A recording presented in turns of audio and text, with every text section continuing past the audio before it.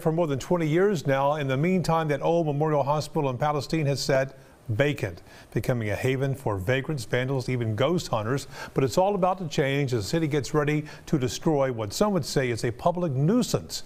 KETK's Matt Thibodeau explains what this hospital was and why people are so glad to see it go in tonight's special report.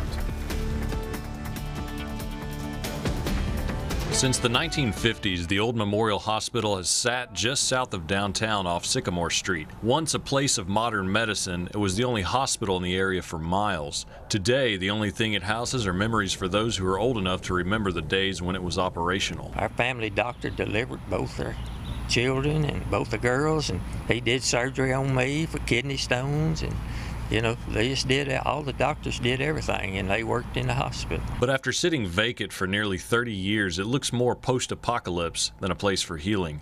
Those who live nearby have watched it decay like a festering wound for far too long. 17 years, and I've watched it just go downhill. Vandals, graffiti, breaking out all the windows. I mean, it's just a mess. In the late 80s, a doctors group was hoping the county would sell, and they eventually got their wish and were able to move out. Nothing never happened. They built a new hospital, and this one was just sitting here. A private organization bought out the hospital, and then they moved locations to where it's presently on the South Loop. Since then, there have been efforts to repurpose the building, but they never worked out, creating a growing problem. And like the moth to the lamp, the abandoned building attracted drug users, vandals, vagrants, and people wanting to explore. I can't count the number of times that I've called the police over the years.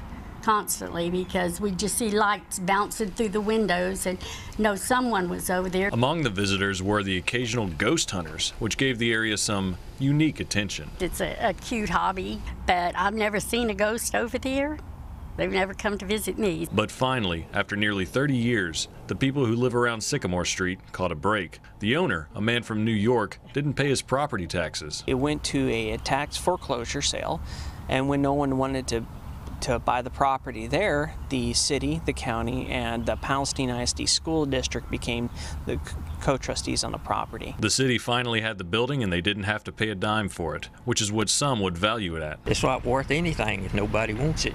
Can do anything with it. Assistant to the city manager Nate Smith saw an opportunity to remove the eyesore from the community. Once he took the ball and ran with it, it happened. If it had been left up to city council, nothing would have happened. I thank you, but I believe this has just been a team effort, and this shows what a community can do when it gets behind a project. The next step, preparing to remove the old festering wound from the community for good. As it turns out, tearing down a building can get pricey, $600,000 to be exact. But teamwork and a grant from the Texas Department of Housing and Urban Development kept the cost low. $400,000 came from grant funding from that, and the city is pitched in some extra funds, so is the Palestine Economic Development Corporation, and Anderson County has also contributed as well. Now all that's left is to bring on the wrecking ball, a demolition project Jordan gets to take part in. I'm looking forward to Friday because I'm going to be slinging that sledgehammer myself.